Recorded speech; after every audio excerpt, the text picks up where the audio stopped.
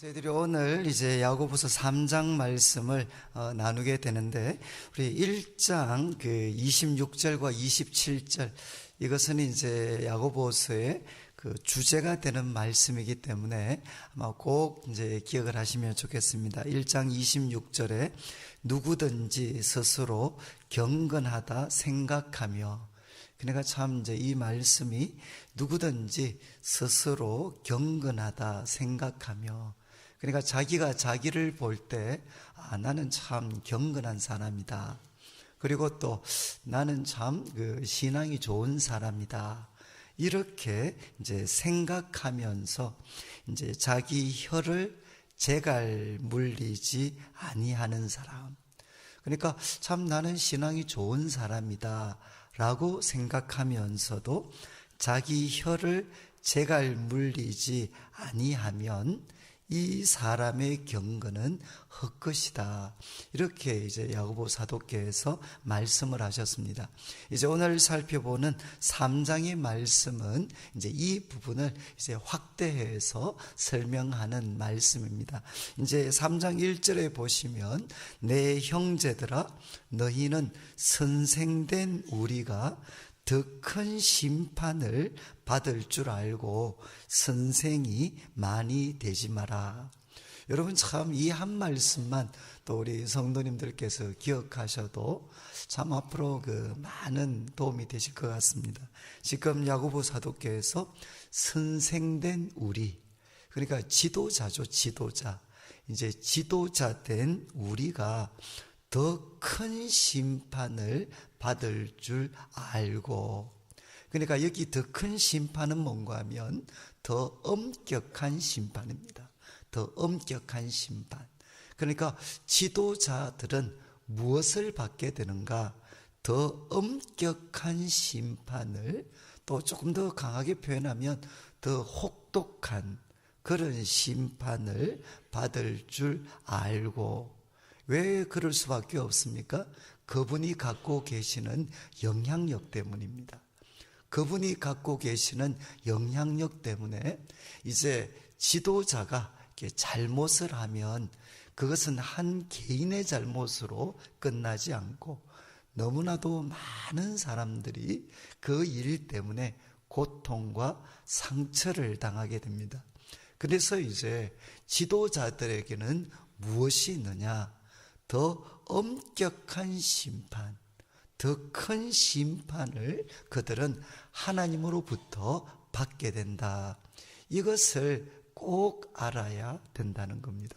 그러면서 이제 우리들한테 도전을 하는 게 뭔가 하면, 선생이 많이 되지 마라.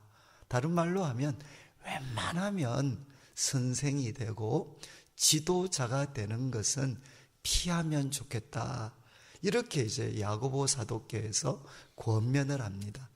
그러니까 참 이 말씀에 비추어 보면 우리 한국교회는 뭐 특별한 은혜입니다.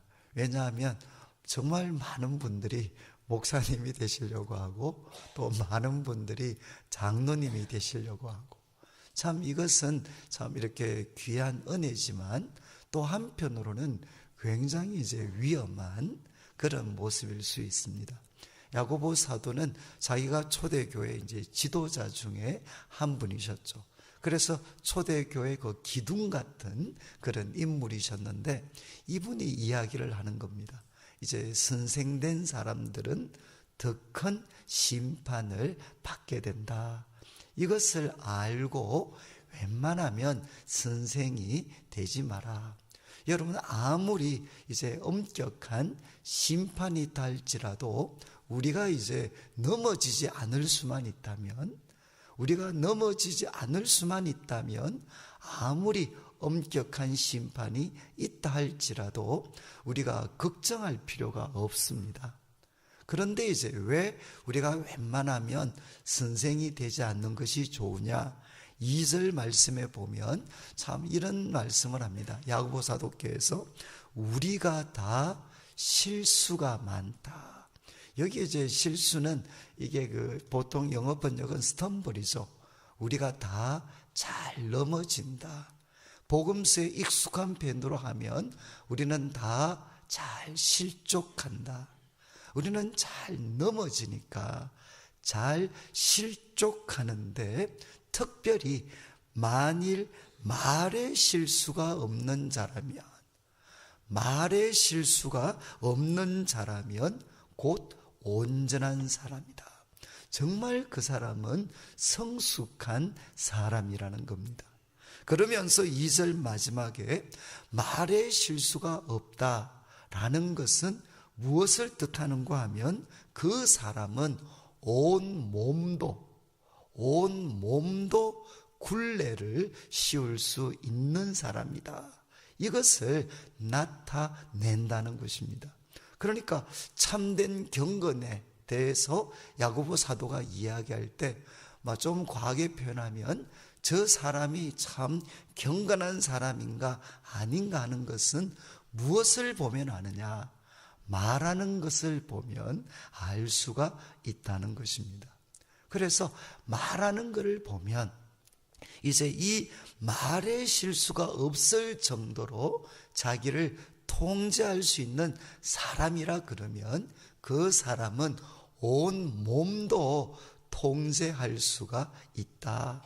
여러분, 여기 이제 몸은 뭐겠습니까? 몸을 통제할 수 있다. 또 이 구절을 갖고 집에 가셔서 내가 이제는 살을 빼야 되는구나, 이렇게 또 생각하시면 안 돼. 이제 몸을 우리가 굴레 씌울 수 있다. 저는 이제 우리가 로마서 12장 1절에 잘 아시는 말씀이죠. 우리가 무엇으로 산제사를 드려야 됩니까? 너희 몸을 거룩한 산제사로 드려라. 이것이 너희가 드릴 영적 예배다. 이런 이제 말씀이 있죠. 저는 제가 어렸을 때 우리 할머니를 따라서 이제 초등학교 그 전에도 이제 어른들 부흥회를 많이 다녔습니다. 이제 할머님이 이제 제가 큰 손자니까 저를 데리고 이제 부흥회를 가셨어요. 그런데 부흥회 가면 이거는 고문이죠. 한 2시간씩 설교를 들어야 되니까. 그래서 제가 이제 자다가 일하다가 그러면서도 이제 한두 가지 어렸을 때 들었던 말씀 중에 감동적인 예화들이 많이 있었습니다. 아마 우리 성도님들도 많이 들으셨겠지만, 그 중에 하나가 이제 어떤 미국이나 또 영국 쪽에 이렇게 부흥회를 하고 마지막 결단의 시간을 갖고 이제 헌금을 드리는 시간이 있었는데, 이제 헌금 주머니를 이제 돌리는데 그때 꼬마 하나가 이제 헌금 주머니에다가 머리를 넣었습니다. 그래서 이제 목사님께서 너 왜 머리를 그렇게 헌금 주머니에 넣었냐? 그러니까 이제 그 꼬마가 했던 말이, 몸밖에 드릴 것이 없어서 이 몸을 드립니다. 그래서 그 애가 커가지고 나중에 선교사, 유명한 선교사가 됐다. 제가 어렸을 때 우리 할머니 따라서 이제 부흥회를 가서 이런 이야기를 들었어요. 그때 제 마음에 이제 제가 결심을 했습니다. 나도 한 번은 꼭 머리를 한번 헌금 주머니에 넣는다. 근데 제가 그걸 행동에 못 옮긴 게 어느 순간부터 함으로 바뀌어가지고 이게 이제 머리가 들어가질 않아요. 근데 저는 제가 왜 이제 이 말씀을 드리는가 하면은, 이제 저는 이게 바로 몸을 드리는 건 줄 알았어요. 너희 몸을 하나님이 기뻐하시는 거룩한 산제사로 드리라. 그래서 이 몸을 헌금 주머니에 넣거나, 그래서 우리들의 삶을 목사나 선교사나 사모가 된다거나 이런 특별한 헌신의 일에 자신을 드리는 것을 저는 몸을 드린다라고 오랫동안 생각을 했습니다. 그런데 이제 우리가 신학 공부를 조금 해보고 책을 읽어보니까 이게 얼마나 잘못된 이해인가. 여러분, 이제 몸을 드리라는 것은 무엇이죠? 몸을 드리라는 것은, 몸은 뭔가 하면 신약 성경, 특별히 바울 서신에서 몸은 뭔가 하면 몸으로 하는 모든 행동입니다. 몸으로 하는 모든 행동을 총체적으로 표현할 때 그것을 몸이라고 이야기를 하는 겁니다. 그러니까 너희 몸으로 이제 하나님께 살아있는 제사를 드려라. 이 말은 무엇이죠? 몸으로 하는 모든 행동이 하나님이 기쁘게 받으시는 살아있는 제사가 되게 해야 된다는 겁니다.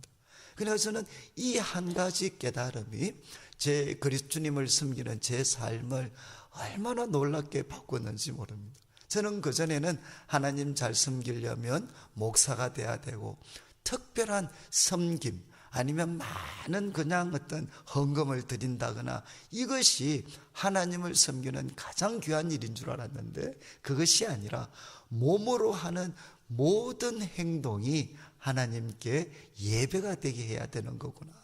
이것만큼 과격한 기독교 윤리 가르침이 어디에 있겠습니까?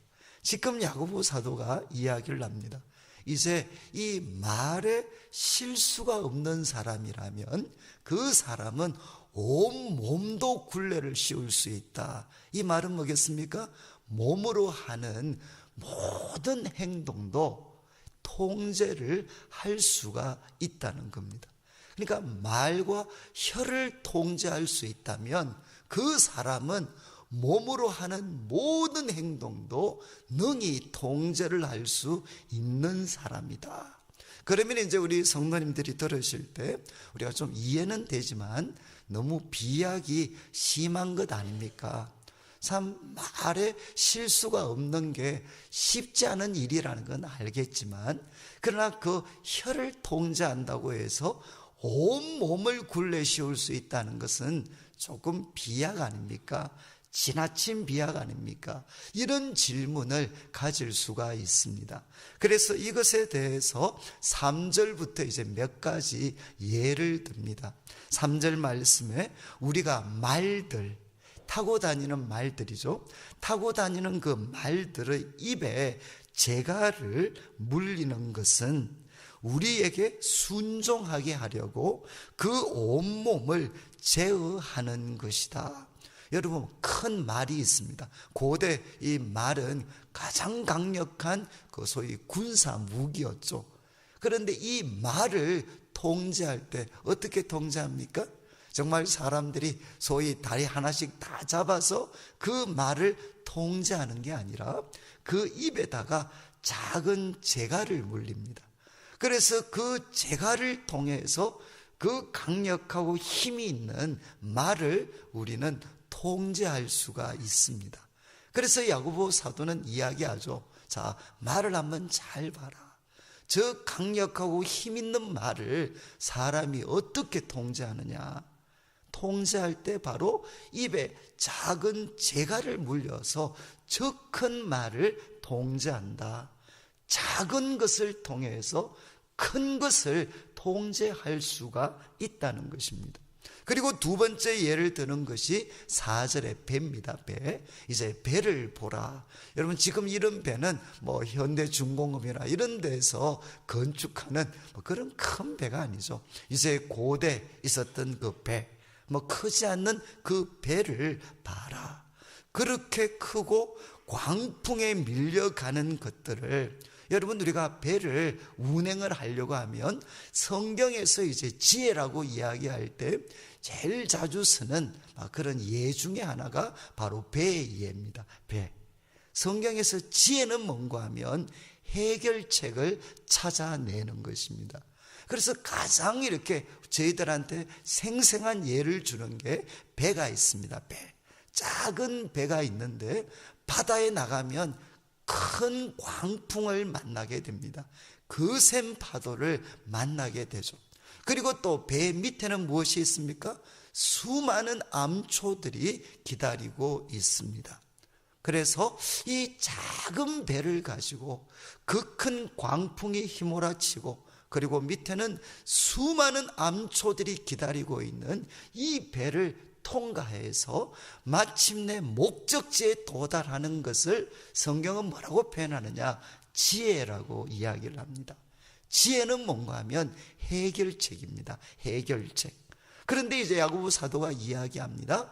배를 봐라. 참 배는 작고 거센 강풍이 있고 거센 파도가 있고 밑에는 그 어떤 수많은 암초들이 있는데 그런데 이제 사람이 이 배를 무엇을 사용해서 목적지에 도달하느냐? 작은 키를 사용을 해서 사공의 지극히 작은 키를 통해서 그 큰 배를 운행한다는 것입니다. 그러니까 작은 것을 통해서 큰 영향력을 발휘할 수가 있다는 거죠.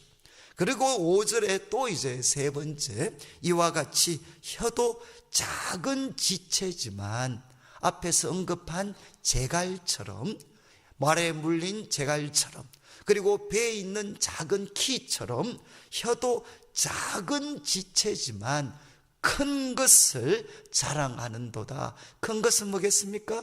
큰 영향력입니다. 큰 영향력을 자랑한다. 그러면서 이제 세 번째 또 예를 드는데, 보라, 얼마나 작은 불이 얼마나 많은 나무를 태우는가. 이것은 지금 이제 봄 이렇게 가물게 되면 저희들이 참 자주 뉴스를 통해서 접하게 되는 거죠. 그래서 큰 산불이 일어날 때 전부 다 무엇부터 시작합니까?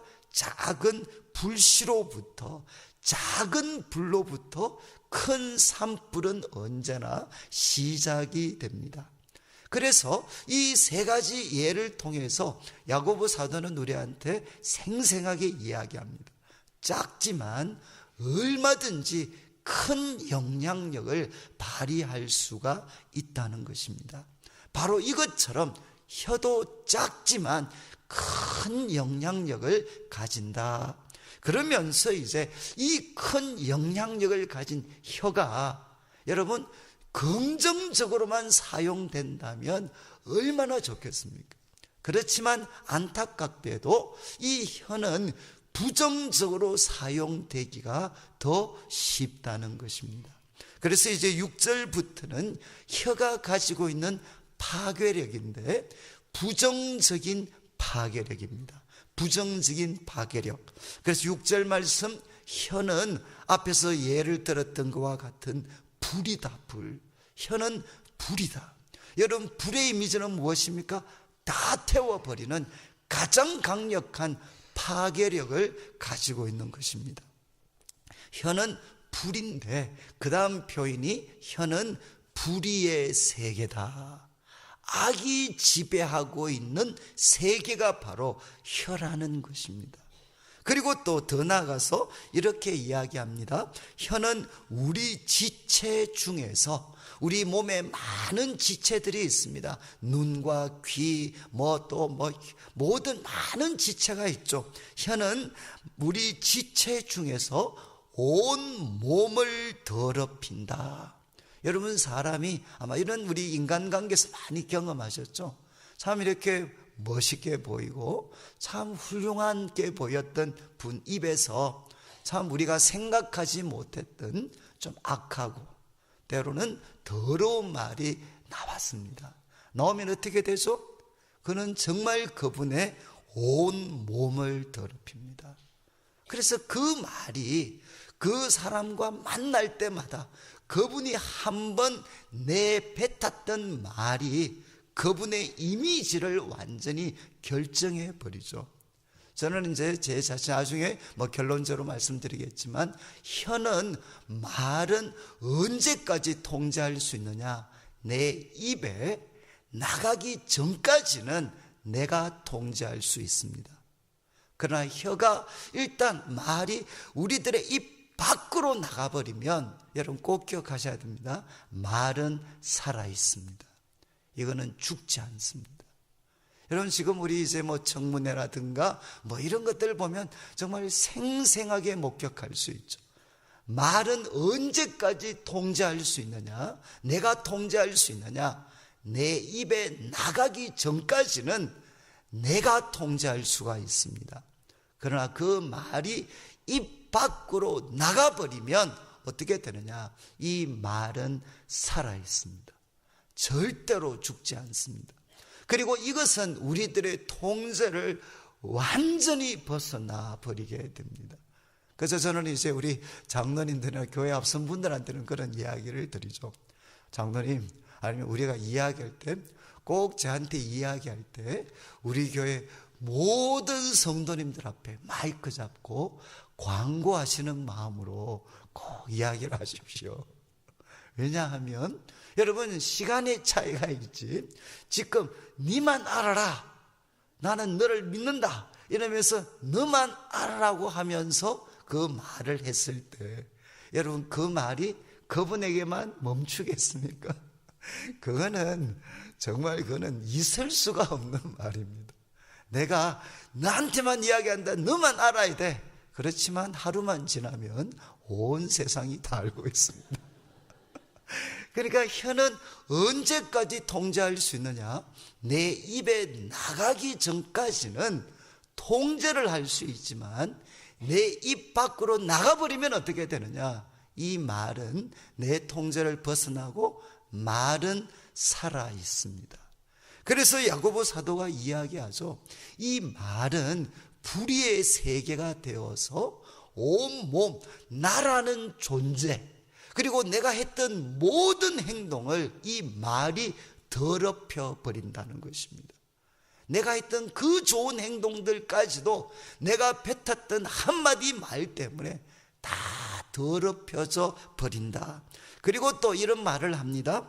삶의 수레바퀴를 불살라 버린다. 그래서 고대 우리 인생을 가장 즐겨 비유했던 것 중에 하나가 수레바퀴죠. 수레바퀴. 우리 인생은 수레바퀴다. 그런데 이 삶의 수레바퀴를 우리들의 입에서 나간 말이 어떻게 하느냐? 바로 불살라 버릴 수가 있다는 것입니다. 우리 인생을 그냥 파괴시켜 버릴 수가 있다는 거죠. 그리고 6절 마지막을 보시면 정말 과격한 말씀인데 6절 마지막 말씀, 그 사르는 것이 뭐라고 했습니까? 지옥불에서 나오느니라. 여러분, 우리가 이거 그냥 단순하게 말씀드리면 지옥불의 도구로 가장 쉽게 사용되는 게 뭐라는 겁니까? 지옥불의 도구로, 지옥불이 되어서 나뿐만 아니라 다른 사람들의 인생을 불살라버리는 그 지옥불의 도구로 가장 쉽게 전락하는 게 뭔가 하면 바로 우리의 혀라는 것입니다. 저는 제가 참 여러 책들을 봤지만 참 이 혀에 대해서 이렇게 엄중하게 쓰고 있는 글들은 제가 잘 보지를 못했습니다. 여러분, 이 말씀은 그냥 이렇게 외우시면 제일 좋습니다. 혀는 불이다, 불. 그리고 혀는 불의의 세계다. 불의의 세계고, 그리고 혀는 온 몸을 더럽힌다. 그리고 혀는 내 인생, 내 삶의 수레바퀴를 불살라 버린다. 그리고 내 혀는 지옥불의 도구가 될 수 있다는 것입니다. 그러면서 이제 7절 말씀에 좀 이렇게 이야기하죠. 여러 종류의 짐승, 그리고 새, 벌레, 바다의 생물은 다 사람이 길들일 수가 있고 길들여 왔다는 거죠. 그러니까 참 고대에도 이미 어떤 생물도 어떤 짐승도 고기도 사람이 훈련만 시키면 다 길들일 수가 있었고 또 길들여 왔다는 겁니다. 그런데 8절 말씀, 그러나 혀는 능히 길들일 사람이 없다. 여러분, 누가 지금 이 말씀을 쓰고 있는가 하면 초대교회 최고의 의인이라고 불렸던 야고보가 이야기하는 겁니다. 누구도 혀는 길들일 사람이 없다는 것입니다. 여러분, 어떻게 생각하시나요? 이제 한번 속을 한번 따라해 보시죠. 혀는 능히 길들일 사람이 없습니다. 그런데 이제 다 이렇게 하시고 나서 이제 갈로를 치시죠. 갈로. 무슨 갈로를 치겠습니까? Except me. 나는 빼고 혀는 길들일 사람이 없습니다. 내가 좀 표현이 그렇지만 저 사람들 보니까, 저 인간들 보니까 목사님 말씀 맞습니다. 그렇지만 저는 다릅니다. 저는. 그런데 성경은 분명히 이야기합니다. 혀를 길들일 사람은 없습니다. 그것은 다른 사람도 안 되지만 나도 내 혀를 길들일 수가 없다는 것입니다. 그러면서 이제 이어지는 말씀을 보십시오. 혀는 길들일 사람이 없는데 쉬지 아니하는 악이다. 그리고 죽이는 독이 가득하다. 이건 좀 너무 과하지 않나요? 혀는 쉬지 않는 악이다. 쉬지 않는 악. 그리고 또 혀는 죽이는 독이 가득하다. 여러분, 저는 청년들을 오랫동안 섬겼습니다. 그래서 청년들과는 많은 상담, 대화를 하니까 청년들을 섬겨보면 이거는 생생하게 변합니다. 청년들이 자기 삶에 의욕이 없는 애들이 있습니다. 그런데 그 아이들, 자기 삶에 의욕이 없는 애들의 상당수가 뭔가 하면 부모님들이 했던 말, 그 말에 독이죠. 그 말이 그 아이들의 삶에 참 이 독화살과 같이 돼가지고 어떤 자신의 존재감도 가능성도 이렇게 갖지를 못해요. 여러분, 이 혀는 죽이는 독이 가득합니다. 사람을 사실 죽이는 것은 말입니다. 말. 그러면서 이제 이어지는 9절 말씀. 그러면 도대체 여러분 한번 보시죠. 지금 여러분들이 보실 때 그래도 여러분들이 참 쉬지 않는 악이다. 여러분, 이거는 아니지 않나요? 그래도 내가 말을 항상 잘 통제하는 건 아니지만 그래도 쉬지 않는 악은 아니잖아요. 그리고 죽이는 독이 가득하다. 아니, 내 혀가 이렇게 무서울 수 있나? 도대체 혀는 언제 위험해지는 것인가? 여러분, 우리 주위에 정말 입만 벌리면 욕하는 사람이 있습니다. 제가 난지도에 제가 이제 한 3년 반 사역할 때 이제 거기 들어가서 한 1년 이상 좀 생활을 했는데 그때 이제 6.6평 이제 거기에 우리 이제 6.6평이 한 동이 40가구. 여러분 아시죠? 난지도가 이제 그때는 제가 83년도 갔을 때는 세상에 이런 곳이 있나. 우리 지금 동남아나 이런 데 아프리카에 보면 쓰레기 뜸이 있잖아요.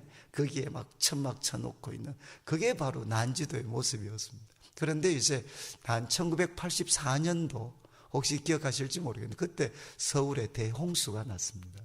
한강 다리가 간들간들했던. 그런데 그때 난지도가 없어져 버렸습니다. 홍수 때문에.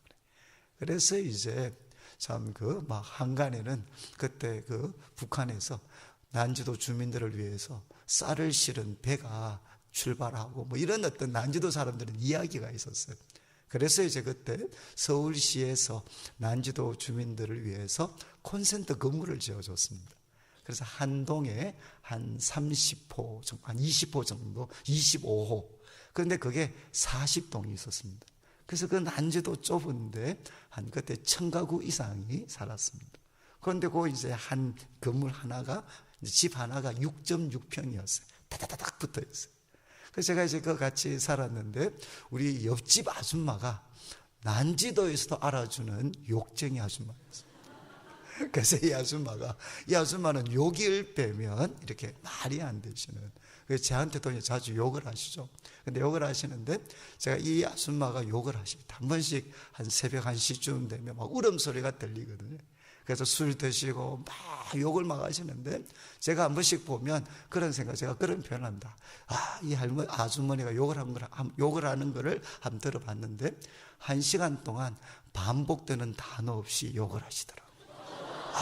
제가 그때 정말 이 욕의 세계가 화려하구나. 그때 제가 뼈저리게 느꼈어요. 뼈저리. 여러분 만약에 그런 분 같으면 이 말이 이해가 되죠. 쉬지 아니하는 악이다. 그런데 이런 분과 우리는 다르잖아요. 근데 왜 혀가 그렇게 무서워질 수 있는가? 이제 9절부터 설명을 합니다. 9절. 이것으로 우리가 주 아버지를 찬송하고 또 이것으로 하나님의 형상대로 지음을 받은 사람을 저주하나니 한 입에서 찬송과 저주가 나오는도다. 내 형제들아, 이것이 마땅하지 않다. 또 11절에도 샘이 한 구멍으로 어찌 단물과 썸물을 내겠느냐. 또 또 12절 내 형제들아 어찌 무화과 나무가 감람 열매를 포도나무가 무화과를 맺겠느냐 이와 같이 짠물이 단물을 내지 못하느니라. 여러분 9절부터 12절까지 네 구절을 할애해서 야고보 사도가 강조하는 게 뭐죠? 혀가 무서워지는 것은 언제냐? 항상 욕만 해서 항상 욕할 때 위험해지는 게 아니라는 겁니다. 언제 혀는 무서운 독이 될 수 있느냐? 혀가 이중적이 되면 혀는 무서운 독이 된다는 것입니다. 여러분 그냥 하나님과 사람을 향해서 항상 저주하던 사람이 바로 하나님을 향해서도 저주하는 사람이 사람도 저주하면 원래 저 인간은 저렇지. 그래서 별로 상처를 안 받아요. 그런데 예배 드릴 때는 정말 천사같이 하나님을 찬송하고 높였는데 그냥 돌아서서 사람들을 향해서는 저주를 퍼붓습니다. 그러면 어떻게 되죠? 이 혀는 죽이는 독이 가득하게 된다는 것입니다. 여러분 혀가 무서워지는 것은 항상 욕할 때가 아니고 혀가 이중적이 될 때, 하나님을 사랑하는 혀가 사람을 저주하는 혀가 혀로 사용되어질 때 이 혀는 무서운 것이 된다는 것입니다. 여러분 저는 이제 우리 청년들 많이 우리 부부싸움 해보시면 잘 아시죠? 우리 부부싸움 해보시면 남자분들은 요즘은 이제 다 여성 중심의 시대로 바뀌니까 남자분들이 한 번씩 10번 또 한 번 우리 부인한테 한 번 이렇게 군기함 잡으려고 한 10번 정도 마음 먹다가 그래도 이제 포기하고 그러다가 도저히 못 참아서 한 번 욕을 한 번 했습니다. 그러면 이제 그 욕을 한 번 할 때 남자들의 마음은 뭐죠? 내가 10번 참았어. 10번 참았는데 나도 인간이니까 한마디는 해야 되잖아. 그래서 우리는 이제 내가 10번 참았는데 내가 한 번 하는 거니까 그렇게 받아줘 라는 마음으로 욕을 합니다. 그런데 그 욕을 받는 여자분은 어떻게 생각하겠습니까? 어느 게 진실이라고 생각하죠? 9번 참았던 게 진실일까요? 한 번 욕한 게 진실일까요? 여자분들 어떻게 받아들입니까? 9번 참았던 것은 꼬리를 감춘 거고 한 번 이게 뭐죠? 너의 진심이었구나. 이해하시겠습니까? 우리가 분명히 표현을 할 때는 나는 9번 참고 나도 인간이고 정말 더 이상 말 안 하면 한번 터질 것 같으니까 나도 이제 그래서 한번 이야기를 했는데 받아들이는 사람은 어떻게 되느냐? 그거 한번 표현하고 나면 앞에 9번 참았던 모든 것은 뭔가 하면 이거는 그냥 꼬리를 감춘 게 되고 그 한 번 나도 사람이니까 한마디 했는 것이 어떻게 됩니까? 그게 진심이 됩니다. 그리고 그 말은 살아서 움직이고 역사합니다. 그러니까 지금 이야기하는 거죠. 혀는 언제 파괴적이 되느냐? 여러분 우리가 생각을 할 때는 입만 벌리면 욕하는 사람, 그 사람의 혀가 사람을 죽이는 것 같지만 그렇지 않다는 것. 실제로 교회 속에서도 사람을 죽여요. 혀를 통해서 사람을 죽이는데 이 일을 누가 하느냐? 소위 입만 벌리면 욕하는 사람이 아니라 여러분 이분은 그냥 함부로 말하는 사람이 아닙니다. 자기가 보더라도 그리고 남이 보더라도 저분은 하나님 찬양하고 함부로 말하는 사람이 아닌데 그런데 그분이 나보고 뭐라고 이야기했느냐? 너는 인간 안 되겠다는 거예요. 그러면 어떻게 되죠? 이 말은 그 사람에게는 죽이는 독이 됩니다. 제가 청년들 집회에 가서 요즘은 좀 덜하지만 과거 청년들 집회 가면 마지막 날쯤 되면 애들이 상담을 많이 해요. 근데 그 상담하는 애들 중에 적지 않은 애들이 고백하는 게 뭔가 하면 목사님 저보고 우리 참 존경하는 목사님이 그리고 또 우리 존경하는 신앙의 선배가 너는 인간 안 되겠다 그렇게 이야기하셨다는 거예요. 그래서 그때부터 자기는 이제 신앙생활 열심히 하는 것, 내가 바뀔 수 있다는 것, 이거 그냥 포기하게 됐다는 거예요. 여러분 아시겠습니까? 그냥 자기가 봐도 저건 인간도 아닌 그런 선배들이 자기한테 욕을 했으면 그 말은 그냥 기분 나쁜 것으로 끝나는데, 저분은 누구냐? 누가 봐도 함부로 말하는 분이 아니시고 하나님 앞에 사람 앞에 참 진중한 분이신데, 그분이 나를 향해서 한마디 부정적인 말을 쏟아냈다는 것은 뭡니까? 거기에는 죽이는 독이 있게 된다는 것입니다. 저는 제가 우리 성도님들에게 한 번 더 말씀을 드리는 것은, 여러분 지금 저는 어릴 때부터 교회 속에서 자랐습니다. 제가 좀 과하게 말씀을 드리면, 저는 참 어릴 때부터 교회 속에서 자랐고, 그리고 교회 어른들과 항상 많은 시간을 보냈습니다. 그런데 제 마음에, 어린 마음이지만 좀 이렇게 그냥 용서하고 들으십시오. 어른들 말씀하시는 걸 들으면 어떻게 저렇게 말씀을 못되게 하시나. 저는 참 어린 마음에도 어른분들이 특별히 교회 속에서 여러 가지 언론들을 하실 때 어떻게 꼭 저렇게 말을 못되게 하시는가.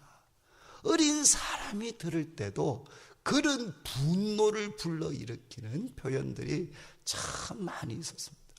그래서 저는 아마 장충계는 그런 분들이 없으신 것 같은데, 저는 뭐 대구 쪽이니까 제가 크면서 참 혼란이 일으켰던 게, 정말 기도 시간만 되면 온 세상을 주름 잡고 계시는, 막 방언과 통역을 통해서 있잖아요. 막 그냥 막 온 세상 하나님과를 막 직통으로 왔다 갔다 하시는 분들. 예?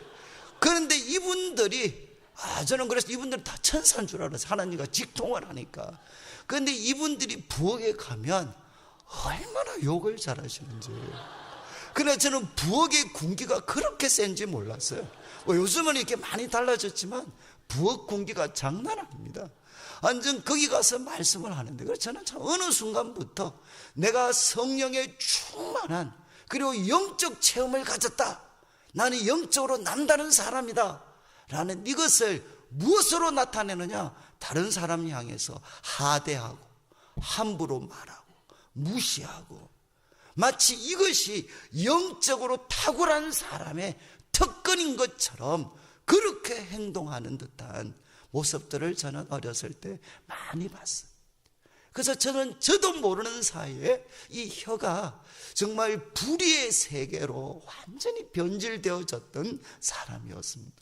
그래서 저는 이제 소위 머리가 그래도 괜찮은 사람이었으니까, 저는 참 한마디, 저 사람한테 무슨 말 한마디 하면 나쁜 방향에서 꼬꾸라뜨릴 수 있나, 저는 그것에 대해서 잘 알고 있었어요. 저는 정말 제 자신이 좀 무서웠던 적이 있습니다. 그런데 제가 하나님을 만나게 되고 성경을 공부하면서 제게 일어났던 가장 놀라운 일이 뭔가 하면, 예수님 믿으면, 그리고 성령의 도우심을 구하면 내 혀가 달라질 수 있구나. 저는 이것이 제 삶의 가장 충격적이고 놀라운 발견이었어요. 정말 우리 주님의 도우심을 구하면 이 불의의 세계, 입만 벌리면 사람들에게 죽이는 독을 퍼뜨리는 이 악한 혀가 정말 살리는 혀로 바뀔 수가 있구나. 여러분, 우리 지금 한국교회는 아시죠? 우리 한국에 내일 한 번 더 말씀을 드리겠지만, 우리 한국교회는 지금 싸우고 있습니다. 한국교회를 지금의 한국교회를 가장 특징적으로 표현하는 것은 뭔가 하면 싸우는 교회입니다. 저는 제가 참 우리 장충교회를 제가 왔을 때 참 제가 놀랐던 것은, 참 정말 이렇게 좀 따뜻하신 것 같아요. 저도 약간은 그게 있습니다. 저도 이렇게 정말 이렇게 따뜻하신 것 같아요. 이렇게 크게 막 이렇게 좀 살벌하지 않고. 저도 여러 교회를 다녀봤기 때문에 가면 살벌한 교회가 많습니다. 근데 정말 이렇게 좀 따뜻하세요. 그리고 이제 이 모습들이 제가 앞에서 보면 이렇게 뭔가 이렇게 칼 갈고 계시는 분들은 별로 안 계시는 것 같아요. 요즘 교회마다 가면은 칼 갈고 계시는 분들이 얼마나 많은지. 그런데 저는 우리 한국 교회는 이렇게 싸우고 있습니다. 지금 왜 야고보와 혀에 대한 이야기를 하겠습니까? 여러분, 이거는 전체 문맥을 통해서 한번 그림을 그려보시면 1장에서 무슨 이야기했죠? 시련과 유혹에 대한 이야기했습니다. 왜 이런 이야기 했겠습니까? 시련에 굴복하는 사람이 그만큼 많아진 거죠, 교회. 그리고 또 교회에 세상 유혹에 굴복하는 사람들이 자꾸 많아지는 거죠. 그리고 또 정말 이렇게 말씀은 많이 듣는 것 같은데 행동은 전혀 바뀌지 않는 사람들이 많고, 말만 자꾸 많아지고 성내는 것, 빨리 성내는 사람들의 모습들이 많아지죠. 그래요, 여러분, 2장에는 오늘 새벽에 그림이 뭐였습니까? 그 사랑이 충만했던 교회에도 차별이 생기기 시작하는 거죠. 부한 자와 가난한 자, 성공한 자와 그렇지 못한 사람들 사이에 차별이 생기는 거죠. 그리고 내일 새벽에 우리가 살펴보겠지만, 정말 형제들을 보고 사랑의 말은 하지만 내 몸을 따뜻하게 해라, 더웁게 해라, 잘 드십시오 라고 말은 하지만 몸에 설 것은 주지 않는, 말은 무성한데 어떤 섬김과 사랑도 실천으로 나타나지 않습니다. 여러분, 이런 공동체의 모습들이 나타나게 될 때 그 공동체 속에 뜻이 있는 사람들, 뜻이 있는 사람들이 사람을 향해 비판하지 않겠습니까? 그리고 우리 공동체가 뭐가 바뀌어야 된다라고 그들이 이야기하지 않겠습니까? 저는 제가 이 부분에 대해서 이야기할 수 있는 것은, 저는 대학생들을 오랫동안 지도했으니까, 저는 대학부 처음 맡았을 때, 내송교회 대학부 처음 전도사했을 때부터 교회 대학부 내에 치열한 노선투쟁이 있었습니다. 복음을 전하는 것, 기도하는 게 먼저냐, 아니면 사회 참여를 하는 게 먼저냐, 이것 가지고 양보하지 않는 치열한 싸움이 그 대학생들 가운데 있었습니다. 그리고 저는 또 난지도에 있으면서도 우리 IBF 같은 선교단체, 정말 사회 참여 때문에 공동체가 두 개로 갈라졌습니다. 그래서 남아있지만 여전히 사회 참여 문제 때문에 고민하고 있는 애들, 어쩌면 거기서 가장 과격한 애들을 데리고 농화를 다니고 여러 가지 세미나를 진행했어요. 거기 가면 정말 사람 죽입니다. 이 말 한마디로, 여러분 교회 속에도 그렇죠. 노선투쟁만큼 이게 무서운 게 없어요. 이거는 뭔가 하면 교회의 본질에 해당하는 거잖아요. 우리 공동체가 어떻게 해야 되느냐, 우리 그리스도는 어떤 사람이 되어야 되느냐, 이런 문제 들어가면 양보가 없습니다. 양보, 치열한 싸움이 있습니다. 그리고 여기에서 바른 방향으로 이끌어내지 못하면 나뿐만 아니라 우리 공동체가 다 무너질 것 같아요. 그러니까 어떻게 되느냐, 그 노선투쟁 가운데서 치열한 말들, 그리고 여기 나오는 것처럼 불의의 세계, 그리고 하나님을 찬송하다가도 형제를 저주하는 일들이 바로 생겨나게 되는 거죠. 지금 우리 한국교회가 경험하고 있는 겁니다. 정말 좀 바르게 목회하자라는 분들도 계시고, 그렇지만 교회가 지금까지 성장하는데 헌신했던 그 수고는 인정해줘야 되지 않느냐. 한국 사회가 지금 경험하고 있고 한국 교회가 경험하고 있는 이 모든 갈등들, 여러분 어떻게 우리가 이거를 바로 잡을 수가 있겠습니까? 그러니까 지금 이 초대교회에도 어떻게 보면 치열한 노선 싸움이 있었을 수 있죠. 이 우리 공동체가 지금 생명력을 잃어가는 것 같아. 그리고 우리 교회도 역시, 우리 교회 공동체도 세상과 똑같아지는 것 같아. 유대교 공동체와 뭐가 다른 거야? 이러면서 이제 실패하고 넘어진 사람들을 향해 판단하고 정죄하고 자신과 입장이 다른 사람들한테 독한 말을 쏟아뱉고, 이런 일들이 초대교회 속에서도 난무했겠죠. 그러니까 이제 야고보 사도가 이야기를 하는 겁니다. 여러분, 혀가 정말 죽이는 독이 가득할 수 있고 불의의 세계가 되고 쉬지 않는 악이 될 수 있는 것은 언제냐? 혀가 이중적이 될 때입니다. 이거는 마땅하지 않다. 그러면서 이제 13절을 한번 보십시오. 이제 13절 마무리를 짓는데, 너희 중에 지혜와 총명이 있는 자가 누구냐? 여러분, 이 지혜와 총명이 있는 자, 이거는 우리가 1절에 한번 나왔습니다. 여러분, 우리는 지혜와 총명이 있는 자를 누구라고 부르죠? 바로 그분들을 선생님이라고 부르죠. 지도자라고 부릅니다.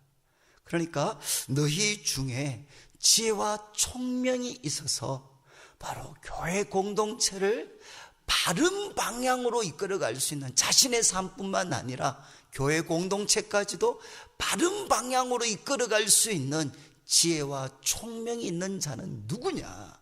다른 말로 하면 교회 속에 참된 지도자는 도대체 어떤 사람인가? 자신의 삶을 바르게 할 뿐만 아니라 주님의 몸된 교회를 이 거센 풍파 속에서도 바르게 이끌어갈 수 있는 바른 지도자는 누구인가?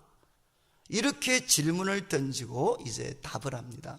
그는 선행으로 말미암아 지혜의 온유함으로 그 행함을 보여라. 여러분, 우리는 지혜와 총명이 있는 자, 특별히 지도자를 어떤 사람이라고 생각하기 쉬우냐? 말을 잘하는 사람입니다. 특별히 이제 노선 싸움 같은 게 생기면 거기에서 승리하는 사람을 우리는 지도자라고, 지혜와 총명이 있는 자라고 생각하기 쉽습니다. 그러나 야고보 사도는 뭐라고 하죠? 너희 중에 지혜와 총명이 있는 자는 누구냐? 화려한 말을 통해서, 설득력 있는 말을 통해서 자기를 나타내는 사람이 아니라 선행으로 말미암아 하나님의 지혜가 주는 그 온유함으로 그 행함을 보이는 사람이다. 행함을 보이는 사람이 바로 참된 지도자다, 참된 선생이다 라고 야고보는 이야기를 합니다. 제가 이제 어제도 말씀드렸지만 제가 이제 그 야고보서를 제가 난지도에서 이제 이렇게 난지도에서 아침에 일어나면 갈 곳이 없었으니까 이제 그 연세대학교 가서 제가 이제 이렇게 도서관에서 혼자 이제 이 한 구절을 갖고 또 묵상을 했어요. 그때 아마 참 야고보서 말씀 중에 저한테 제 삶을 한번 바꿔 놓았던 말씀이 바로 이거였습니다. 저는 지혜와 총명이 있는 자는 누구냐? 많이 알고 그걸 통해서 탁월한 방향과 그리고 반대자를 제압할 수 있는 논리를 가진 사람이 저는 선생인 줄 알았습니다. 그래서 많은 책을 같이 읽고 스터디를 하고, 그래서 탁월한 논리와 체계를 갖추려고, 그리고 그것을 정말 탁월하게 표현하려고 많이 노력을 했어요. 그런데 이야기했습니다. 너희 중에 지혜와 총명이 있는 자는 누구냐? 말로 나타내는 것이 아니라 행함을 나타내라. 특별히 이야기했죠. 선행으로 말미암아, 그리고 하나님의 지혜가 주시는 온유함, 겸손함을 가지고 그 행동을 보이는 사람이다. 저는 그때 이제 제가 한 사람의 목회자로서 또 그리스도인으로서 어떤 사람이 되어야 되는가, 그때 저는 이제 좀 정리를 할 수가 있었습니다. 나 이제 말이 아니라 하나님이 주시는 지혜를 통해서, 그리고 참 겸손한 마음으로 바로 선한 행동을 하나씩 만들어가는 사람이 돼야 되겠구나. 이것이 바로 하나님이 기뻐하시는 바로 지도자의 모습이구나. 저는 그래서 이제 그때부터 노선 싸움이라든가, 그리고 탁월한 언변으로 사람을 설득하고 제압하려고 하는 노력보다는 어떻게 하면 지금 처해 있는 이 현실 속에서 하나님이 주시는 지혜를 통해 작지만 구체적인 행동의 열매들을 하나씩 맺어갈 수 있을 것인가, 그쪽 방향으로 저는 참 이렇게 조금이지만 방향을 바꿀 수가 있었습니다. 저는 지금도 청년들을 섬겼기 때문에 많은 애들이 말을 가지고 문제 제기를 합니다. 목사님, 이럴 수가 있습니까? 이럴 수가 있습니까? 그렇지만 저는 이제 이 말씀을 보여주죠. 난 정말 너희들이 지도자가 됐으면 좋겠다. 지혜와 총명이 있는 자가 됐으면 좋겠는데, 바로 지혜와 총명이 있는 자는 누구냐? 말로서 설득하고 이기는 사람이 아니라 행동을 보여주는 사람이다. 행동. 정말 너희가 하나님이 준비하신 대안이다라는 것을 남들이 인정할 수 있도록 행동을 좀 보여줘 봐라. 행동을. 말을 하지 말고 너희들 속에 성령이 역사하고 있고 하나님이 살아계신다는 것을 너희 말이 아니라 행동을 통해서 한번 만들어 봐라. 표현해 봐라. 표현. 이제 야고보 사도는 우리에게 도전을 하죠. 이 사람이 바로 참된 선생이라는 것입니다. 그러면 이 행동을 보이려면 이제 14절을 보십시오. 이제 14절부터 17절까지는 그러면 우리가 어떻게 하면 하나님이 기뻐하시는 선행, 선한 행동을 할 수 있는가? 이제 14절에 이렇게 이야기합니다. 그러나 너희 마음 속에 독한 시기가 있습니다. 시기. 독한 시기와 다툼이 있으면, 여러분 이 바울 서신도 그렇고 우리 신약 서신에서 이 다툼이라는 표현이 우리는 좀 번역이 약한 것 같아요. 대부분 영어 번역은 뭔가 하면, 다툼은 뭔가 하면 self ambition입니다. 자기 야망입니다. 여러분 이해하시겠죠? 다툼은 어디에서 나오느냐? self ambition. 자기 야망. 자신을 확대시키려고 하는 그 의지에서 나오는 것이 무엇이냐? 바로 다툼입니다. 다툼. 그러니까 너희 마음속에, 시기는 뭐죠? 상대방을 향한 경쟁의식입니다. 여러분 지금 우리 사람이 극복하기 가장 힘든 게 뭐죠? 그것은 바로 비교의식이잖아요. 비교의식. 여러분 이런 예화는 많이 들으셨죠? 어떤 사람이 큰 공을 세워, 두 사람이 큰 공을 세웠어요.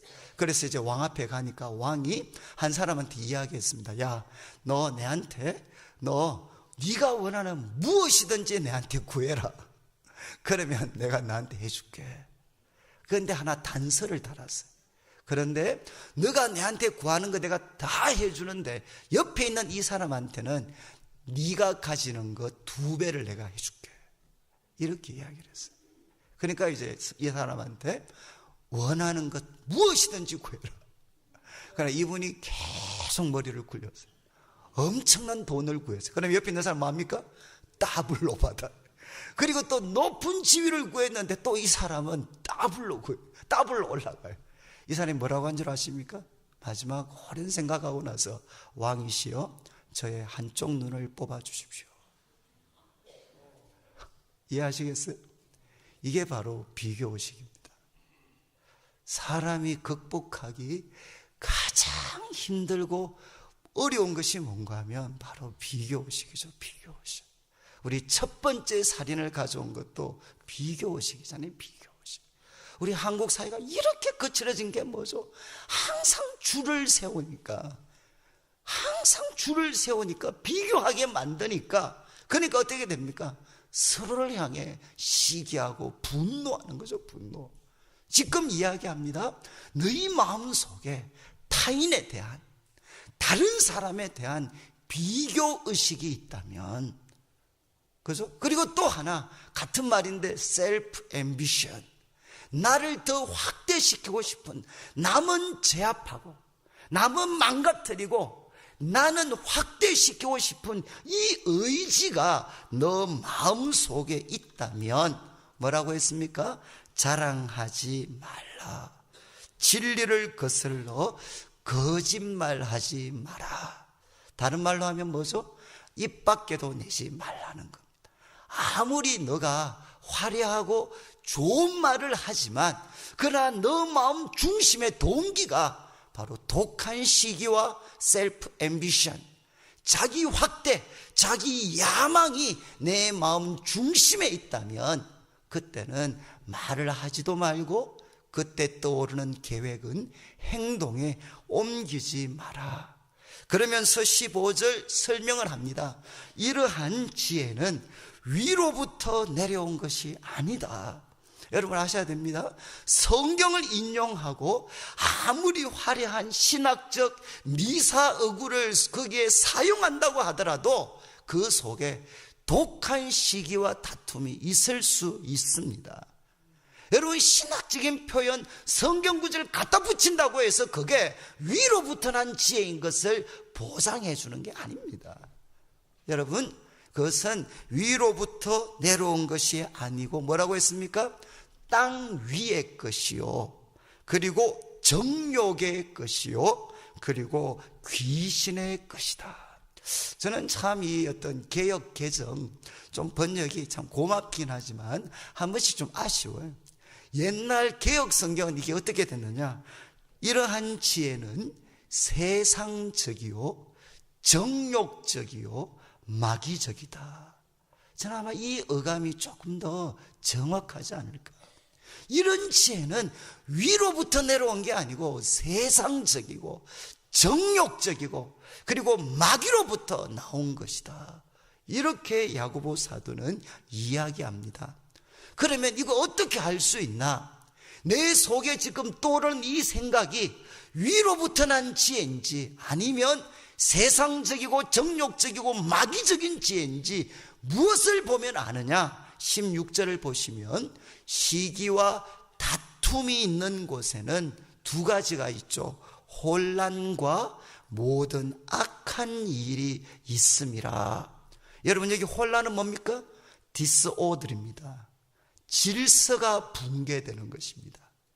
지금 이 시기와 다툼에서 흘러나오는 지혜가 말과 행동으로 표현되어지면 거기에 반드시 생기는 게 뭐냐? 선한 질서가 무너지게 됩니다. disorder, 하나됨이 깨트려집니다. 그래서 혼란, 질서가 깨트려지고 나면 그 다음에 필연적으로 나타나는 게 뭐냐? 모든 악한 일입니다. 여러분, 왜 성경에서 하나됨을 그렇게 강조하겠습니까? 여러분들이 고린도 전서를 한번 읽어보시면 고린도 교회에 얼마나 많은 문제들이 있었어요. 거기는 장모님과 성적인 그런 잘못된 관계를 맺는 충격적인 일들, 그리고 성찬식 더럽히고 별의별 일이 다 있었어요. 그런데 바울 사도가 이야기할 때 무려 1장부터 4장까지 4개의 장을 할애해서 뭐 했습니까? 하나됨을 지켜야 된다. 지금 이 고린도 교회에 4개의 파가 있었어요. 정말 첫 번째 지도자가 바울이었잖아요. 바울파. 그 다음 지도자가 아볼로였습니다. 그러니까 아볼로파가 생겼어요. 그러니까 또 제3의 사람이 생겨요. 3이 뭡니까? 야, 바울 그리고 아볼로, 그 사람보다 더 타고난 사람은 베드로야, 베드로. 그래, 개바파가 생겼어요. 이러면 또 꼭 세상이 시끄러지면 누가 생기느냐? 근본주의자들이 생겨요. 이건 뭡니까? 그리스도파가 생겨요. 이렇게 4개의 파가 생겼어요. 지도자 때문에 2개가 생겼고, 그러니까 이제 근원적으로 베드로한테 넘어가고, 또 근본주의적으로 예수님 그리스도에게 넘어가고 4개의 파가 생겼습니다. 바울이 이 4개, 이 당파를 하나로 만들기 위해서 무려 4개의 장을 할애합니다. 여러분, 왜 이렇게 하나됨을 강조할까요? 여러분, 꼭 기억하셔야 됩니다. 하나됨은 우리에게, 그 성도들에게는 거룩한 울타리입니다. 성도들의 삶을 지켜주는 거룩한 울타리가 뭔가 하면 교회의 하나됨입니다. 그런데 이 하나됨, 이 울타리가 무너져버리면 어떻게 되겠습니까? 모든 악한 이리 때들, 모든 악한 맹수 때들이 그냥 들여닥치게 돼요. 그러면 어떻게 되죠? 그렇게 선하게 천사처럼 보이던 사람들이 정말 악마처럼 바뀌는 것은 시간 문제입니다. 그러니까 야고보 사도는 바울 사도는 잘 알죠. 그래서 교회가 모든 영적으로 부패하고 잘못된 것이 있지만 무엇부터 바로잡아야 되느냐? 그럼에도 불구하고 우리는 그리스도를 중심으로 해서 하나입니다. 하나. 이 하나의 울타리가 저어지면 어떻게 되느냐? 모든 악한 일은 시간만 지나면 다 잠재워질 수가 있어요. 그런데 여러분, 세상적이고 정욕적이고 마귀적인 지혜는 무엇을 깨트리느냐? 교회의 선한 질서를 깨트려버려요. 교회를 혼란스럽게 만듭니다. 그리고 세상에 나가서도 그 세상을 혼란스럽게 디스오더, 질서를 붕괴시켜버려요. 그러면 그 가운데 모든 악한 일들이 다 일어나게 됩니다. 여러분, 지금 여러분들이 이제 이거는 사도 바울도 똑같습니다. 여러분 아시죠? 성령의 열매, 그리고 그 앞에 성령의 열매 9가지잖아요. 근데 왜 바울이 이런 성령의 열매는 9가지다, 왜 이런 가르침 좋겠습니까? 저는 어릴 때부터 이렇게 배웠어요. 성령의 열매니까 성령 충만하면 이 9가지는 저절로 맺힌다. 맺으려고 노력하지 말고 성령 충만 받으면 저절로 맺힌다. 여러분 정말 저절로 맺힙니까? 제가 해봤는데 안 맺혀요. 잠시 한두 시간은 맺힐지 모르지만 금방 또 다 사라져요. 그리고 한 번씩은 집사람이 저한테 바가지 긁으면, 야, 내 건드리지 마라. 왜?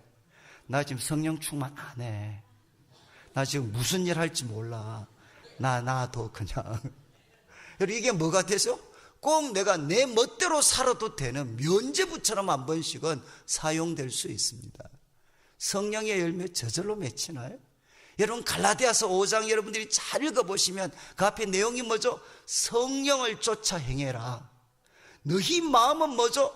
너희 마음에는 지금 육신의 법과 육신의 정욕과 성령의 그 욕구가 두 개가 치열하게 싸우고 있다. 그렇지 않나요? 여러분 우리 그리스도인들 마음은 뭡니까? 전쟁터입니다. 전쟁터. 여기는 아시겠어요? 육신의 소욕과 성령이 불러일으키시는 소욕이 지금 내 마음에서 치열하게 싸우고 있어요. 그러면 어떻게 구분할 수 있습니까? 여러분 그러면 바울이 뭘 가르쳐줘야 돼? 이 지금 내 마음 속에 두 가지의 어떤 생각들이 막 치열하게 싸우고 있는데 어느 것이 내가 따라야 될 성령의 욕구인지 아니면 어느 것이 내가 물리쳐야 될 육신의 욕구인지 그거 구별하도록 가르쳐줘야 논리적으로 맞지 않습니까? 그래서 나오는 게 뭐죠? 육신의 일은 현저하다. 그래서 네 가지로 크게 분류가 되죠. 첫 번째가 뭡니까? 성적인 타락입니다. 그리고 두 번째가 우상숭배입니다. 은혜가 떨어지면 자꾸 점을 치고 싶어요. 그렇지 않나요? 그리고 또 세 번째가 뭐냐? 관계가 깨트려져요. 그리고 네 번째는 뭐냐? 술 취함과 방탕입니다. 더 이상 자신을 통제하고 싶지 않아요. 이것이 뭔가 하면 육신의 소욕을 따르게 될 때 결과물입니다. 결과물. 그렇지만 이제 성령의 소욕을 따르면 열매가 뭐냐? 그것은 하나입니다. 사랑입니다. 사랑이고 그리고 여러분 사랑 희락. 희락은 뭐죠? 기쁨이잖아요. 그런데 여기 표현되는 사랑 희락 화평 이거 다 뭐냐? 마음의 언어가 아니라 잘 기억하셔야 돼요. 이거는 마음의 언어가 아니라 관계의 언어입니다. 관계의 언어. 이해하시겠어요? 그래서 내 마음에 사랑이 싹 뜨고 있어요. 이거 안 돼. 사랑은 나타나야 되지 마음에만 싹 트면 안 돼. 그리고 여러분 기뻐해. 기도 깔깔깔깔 웃어요. 이거 누가 못해? 사람 보고 기뻐해야 된다니까요. 그 사람 보고 기뻐해야 돼. 그리고 그 사람을 향해 사람과 평화지 마음의 평화만 있는 게 아닙니다. 성령의 열매는 뭐냐? 바로 사람들과 평화, 기쁨, 사랑. 대조되는 게 뭐죠? 원수 맺는 겁니다. 저는 이거 깨닫고 나서 정말 참 제 삶이 이 말씀 몰랐으면 아마 목사 벌써 쫓겨났겠죠. 제가 이 말씀을 묵상 알았기 때문에 제가 청년들 섬길 때도 청년들 중에 정말 목사님 심기 건단한 애들 많습니다. 그러면 제가 막 마음에 한 번씩 내가 오늘은 정말 목사의 쓴맛을 한번 보여준다. 내가 저주권을 발동해서라도 내가 오늘 한번 내가 쓴맛을 보여준다. 이런 어떤 마음이 생겼다가 그런데 그 말을 행동으로 옮겼을 때 그림을 그려보는 거죠. 그림을. 내가 이 말을 애들한테 독살 자식들아 이 말 한마디 하고 나면 그 다음 결과가 어떻게 되겠습니까? 여러분 육신의 일은 현저하다고 할 때 그쪽 그림이 나올까요? 아니면 두 번째 그림 사랑과 기쁨 서로를 보면서 사랑하게 되고 기뻐하게 되고 평화하고 온유하고 이런 관계가 맺힐까요? 독사의 자식들아 그랬는데 어떻게 독사들하고 평화가 있을 수가 있겠어요? 그러면 서로 원수되죠. 원수. 그러면 이거는 내가 아무리 하고 싶어도 하면 안 돼. 왜? 이것을 부추기는 것은 육신의 욕구입니다. 그러니까 어떻게 해야 되죠? 그러면 이제 그림이 두 번째 그림 바로 성령의 열매라고 하는 이 그림을 그려야 돼. 그럼 이 말을 해본 적이 없잖아요. 제가 이런 어떤 막 화가 치밀어오는 상황 속에서도 어떻게 내 혀를 사랑과 희락과 화평을 만드는 그런 언어로 설 수가 있겠습니까? 한 번도 안 해봤잖아요. 그러면 아무리 기도를 해도 떠오르지 않아요. 그럼 저는 이제 화장실, 얘들아 미안하다 화장실 좀 갔다 올게. 화장실 가서 제가 이제 앉아서 기도를 하는 거죠. 하나님, 내가 지금 이 두 번째로 그림을 그려야 되겠는데 생각이 안 납니다. 무슨 말을 해야 될지 내가 생각이 안 납니다. 하나님 도와주십시오.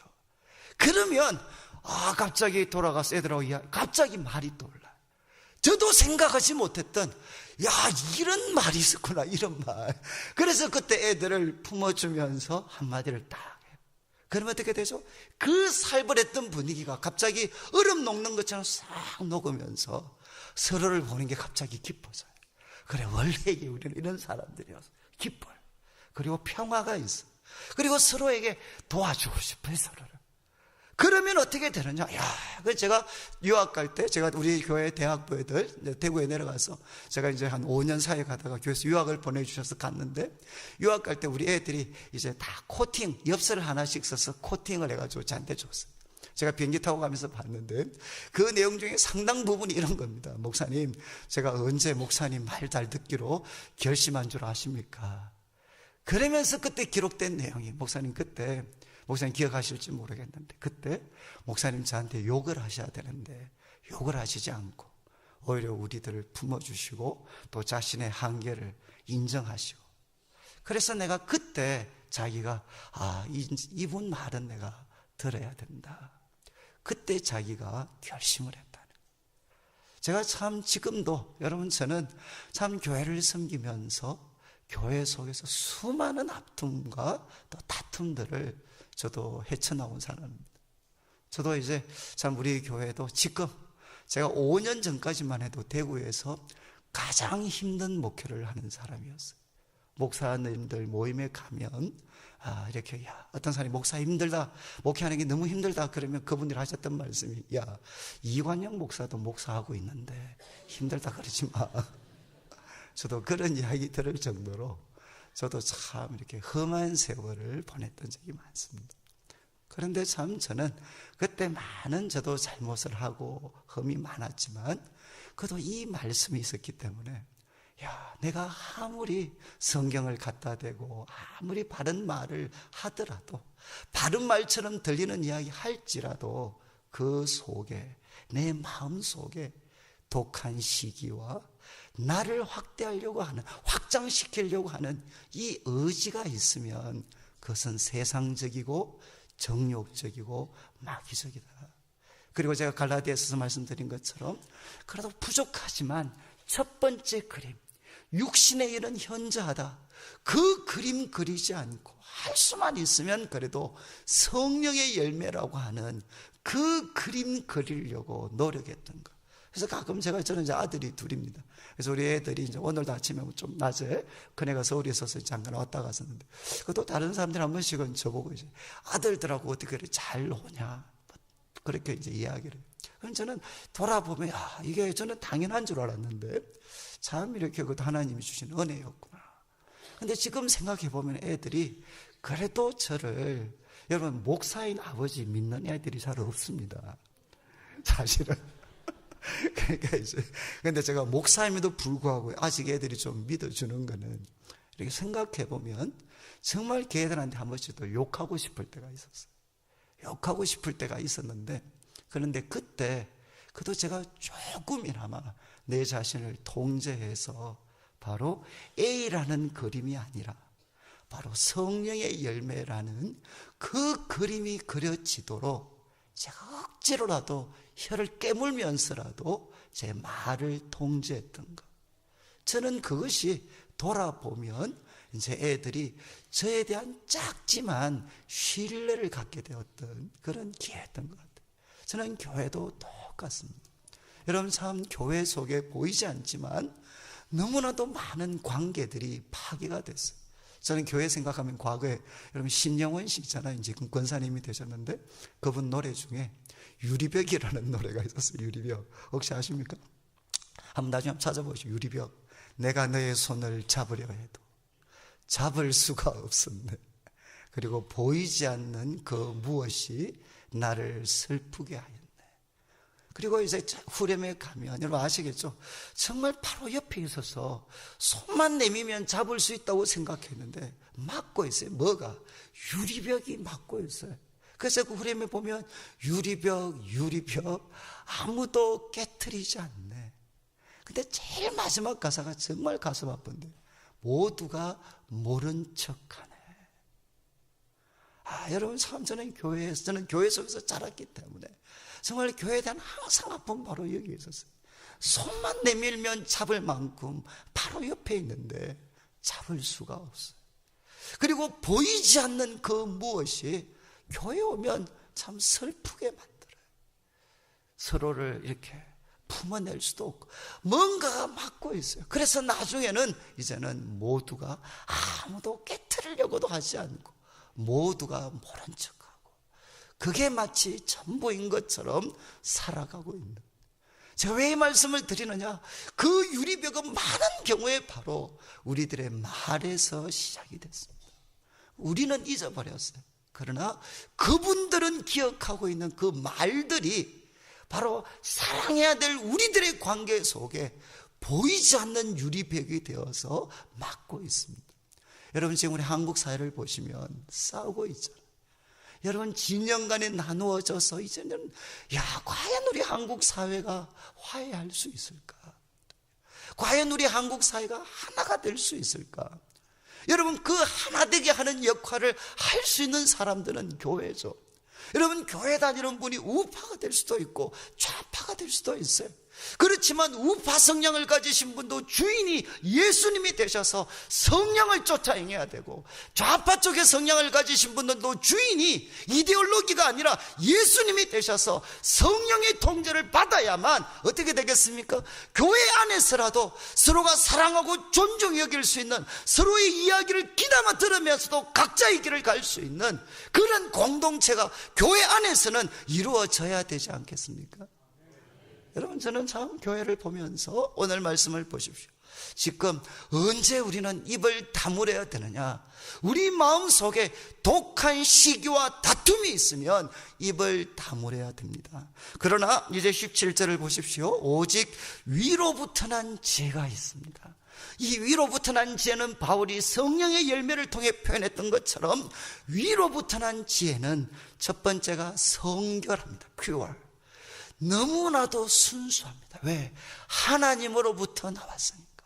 그러니까 참 우리가 교회나 우리들의 삶에 다툼과 분쟁이 있을 때 하나님께 나아가서 하나님이 주시는 지혜를 구하면, 그거 받으면 첫 번째 느낌이 뭐냐? 너무 깨끗해. 거기에는 욕심과 시기와 자기를 확대시키려고 하는 그런 생각이 없어요. 진영의 논리가 아니라 정말 하나님이 주셔서 사랑의 법이 지배하고 있는 너무나도 깨끗한 지혜가 있다는 것입니다. 그리고 두 번째는 뭡니까? 다음에는 화평하고 peaceable. 사람을 연결시켜주는 거죠. 갈라진 세상을, 갈라진 사람들을 이제는 하나로 묶어주는, 화평할 수가 있습니다. 그리고 관용하고 서로에 대해서 받아들여주는 거죠. 관용하고 나만 옳은 것이 아니라, 어떻게 나는 절대적으로 옳고 상대방은 절대적으로 틀릴 수가 있겠어요? 그건 불가능하죠. 내가 90% 맞더라도 상대방에게 10% 맞는 것이 있으면 그것을 듣고 귀담아 들을 수 있는 그 태도가 뭐겠습니까? 관용이잖아요. 관용. 내가 절대적으로 맞는 게 아닙니다. 여러분 아시죠? 왜 칼빈이 기독교, 우리 장로교를 세울 때 왜 장로 제도를 만들었을까요? 이유는 확실해. 여러분, 우리 개신교의 논리는 뭐냐? 어느 누구도 이 땅에서는 완전에 도달할 수 없습니다. 우리 개신교의 신학입니다. 우리 그리스도인은 이 세상에서 아무리 탁월한 사람도 완전에 도달할 수가 없습니다. 그러니까 지도자에게 절대적인 권력이 주어지면 그 사람은 절대적으로 완전할 수가 없기 때문에 그 사람은 부패할 수밖에 없어요. 그러니까 그것이 문제와 다툼의 여지를 않더라도 바로 이 어떤 절대 권력은 절대 부패할 수 있기 때문에 세운 것이 바로 장로님들입니다. 그래서 서로가 견제와 같은 대화를 통해서 하나님의 뜻을 같이 알아가는 거죠. 그래서 개신교의 최선은 무엇입니까? 그래서 우리가 할 수 있는 최선은 무엇이냐? 날마다 자기를 고치는 것입니다. 여러분, 이 땅에서 누구도 완전에 도달할 수 없어요. 그런데 교회 속에 가장 문제아들이 누굽니까? 나는 절대로 틀리지 않아. 이거는 영지주의자들입니다. 영지주의자들은 나는 하늘로부터 비법을 깨달은 사람이기 때문에 나는 죄라는 것 자체로부터 나는 이미 멀리 떨어진 사람이야. 영지주의자들입니다. 우리 그리스도인들은 이 땅에 누구도 완전에 도달할 수가 없습니다. 그렇기 때문에 다른 사람에 대해서 관용할 수가 있어야 되는 거죠. 여러분, 가정에서도 아마 이것만 되면, 우리 남자분들은 요즘은 뭐 다 기가 꺾이셔서 그런 분이 잘 없는데, 그래도 아직도 기가 비현실적으로 살아계시는 분들은 기억하셔야 돼. 내 생각이 다 맞는 게 아닙니다. 우리 교회 어르신들 말들은 99% 하는 말이 뭐냐? 목사님, 제가 제일 후회하는 게 뭡니까? 후회하는 게 뭔 줄 아십니까? 그럼 저는 이제 목사님 말씀 안 들은 건 이렇게 나올 줄 아는데, 내가 제일 후회하는 거 우리 마누라 말 안 들었는 거. 여러분, 연세 드신 분들 99%의 고백입니다, 이거는. 예? 저는 제가 말씀드리고 싶은 것은 뭔가 하면, 여러분, 관용하고, 어르신들도 젊은이들에게 관용하고, 남자분들도 여자분들에게 관용하고, 서로가 관용하는 것이, 왜? 우리는 완전히 도달할 수 없으니까. 나는 절대적으로 오를 수는 없으니까. 그리고 나아가서 이야기합니다. 양순하고. 이 양순이라는 말이 정말 고려할 만하고 reasonable, 아주는 말이 됩니다. 여러분, 참 이렇게 하나님이 주시는 지혜는 깨끗하고 사람을 연결시켜주고 서로의 부족함을 아니까 관용해주고, 그래, 이거는 reasonable, 말이 됩니다. 충분히 고려할 만한 가치가 있습니다. 그리고 무엇이 가득하냐? 긍휼과 선한 열매가 가득합니다. 그리고 무엇이 없습니까? 편견, 바로 2장의 주제가 되었던 편견, 우리로 말하면 한 진영에 갇히지 않는 것입니다. 편견은 무엇이죠? 진영 논리가 바로 편견입니다. 여러분, 편견과 거짓은 번역이 좀 약간 외식입니다. 겉과 속이 다른 것입니다. 편견과 그리고 거짓이 없습니다. 여러분, 그래서 우리가 내가 말을 해야 되는 순간이 오면 꼭 그림을 먼저 가져라는, 그림을 먼저 그리라는 거죠. 내가 이 말을 했을 때 정말 이제 거기에 질서가 무너지고, 그리고 이것 때문에 모든 악한 일들이 일어날 것 같으면 내려놓으라는 것. 그리고 어떻게 하면 하나님께 구해서 이 상황에서 깨끗하고 서로를 연결시켜주고 또 서로에게 관용하고, 그리고 충분히 말이 되고 긍휼과 선한 열매가 가득한 이런 열매를 어떻게 하면 이 상황 속에서 내가 맺을 수 있는가? 하나님의 지혜를 구하라는 거죠. 저는 이제 외국에서 제가 영성신학 수도원에서 평생 기도하신 분들, 그런 분들의 글들 공부를 좀 했습니다. 그분들이 가장 강조한 것은 바로 조용한 시간입니다. 조용한 시간. 하나님 앞에 1대1로 서서 하나님의 눈으로 자신을 살피는 시간. 그리고 그분들은 이야기하죠. 하나님은 언제나 더 크신 분이십니다. 그렇기 때문에 아무리 과거 지금까지 하나님이 나에게 베풀어 주신 은혜와 그 사랑이 놀랍다 하더라도 그거 다 내려놓고 언제나 더 크신 하나님으로부터 들려오는 새로운 목소리를 들으려고 준비하십시오. 저는 정말 참 이분들 도사 같아요, 진짜. 하나님은 언제나 더 크신 분이십니다. 그러니까 그분의 입에서 흘러나오는 새로운 목소리에 우리가 귀를 기울이게 되면 길이 없어 보이는 이 깝깝한 시대도 하나님의 길을 우리가 발견할 수가 있습니다. 그래서 야고보 사도가 이야기하죠. 이제 정말 하나님이 기뻐하시는 지도자는 누구죠? 혀를 통제할 수 있는 사람입니다. 이것은 단순히 말하는 거 조심하는 그 정도가 아니죠. 이 사람은 누굽니까? 바로 세상적이고 정욕적이고 마귀적인 지혜에 지배되지 않고 바로 위로부터 난 지혜를 소유해서 자신의 삶과 자신이 속한 가정과 공동체와 이 세상을 하나님이 주신 아름다운 지혜로 가꾸어 갈 수 있는 사람들입니다. 그래서 마지막 18절, 참 이 번역이 이렇게 되어 있습니다. 화평하게 하는 자들은 화평으로 심어 의의 열매를 거두느니라. 그런데 참 저는 이제 이 번역이 조금 이렇게 아쉬운 게 아마 NASB라고 저는 생각을 하는데, NASB는 이걸 어떻게 이제 NASB가 아니면 NIV, NASB일 것 같은데 이렇게 번역이 됐어요. 똑같은 말인데 영어 번역은 이렇게 되어 있습니다.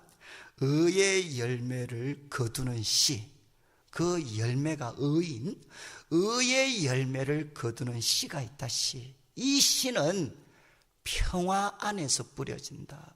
누구에 의해서? 평화를 만드는 사람들에 의해서.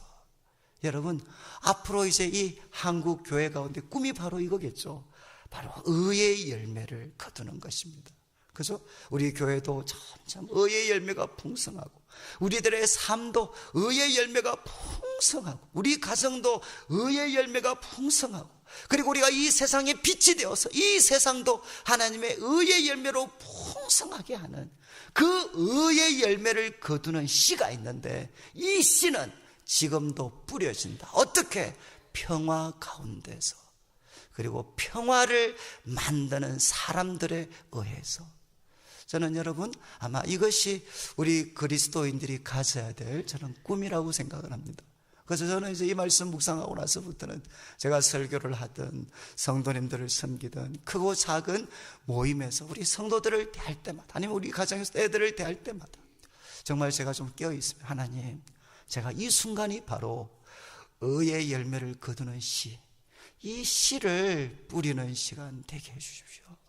하나님, 참 평화 가운데 분노와 미움과 시기와 다툼이 아니라 정말 평화 가운데, 그리고 저 자신이 평화를 만드는 사람, 바로 이런 사람이 되어서 의의 열매를 거두는 씨를 하나님 지금 이 순간 뿌리게 해 주십시오. 오늘 이제 말씀 마무리하면서 저는 우리 장충교회 모든 성도님들 정말 하나님 앞에 잘 준비되시고 귀한 분들이신데, 오늘 말씀처럼 이제 우리들의 혀를 잘 통제하되 성령이 주시는 그 열매, 그죠? 정말 우리가 말을 할 때마다 참 우리가 그림을 그려보고, 여러분 이렇게 화려한 말, 성경적인 표현, 그게 우리들의 말의 참됨을 보장해 주는 거 아닙니다. 여러분, 열매를 보셔야 돼요. 열매. 바로 우리들의 말이 성령의 그 열매, 위로부터 주어지는 지혜가 맺을 수 있는 그 열매, 그 그림을 그리면서 우리들의 혀를 바르게 사용하셔서 여러분, 참 이 어두운 시대, 참 한국교회가 다시 회복될 수 있을까, 모두가 다 이렇게 참 막 이렇게 그 두려움으로 지켜보고 있습니다. 그렇지만 우리 성도님들이 의의 열매를 거두는 씨를 순간순간 말과 행동으로 뿌리시는 평화의 사람이 되셔서 우리 성도님들이 다시 한번 이 한국교회, 한국시대, 한국사회의 새로운 희망들로 살아가게 되시기를 주님의 이름으로 축원합니다.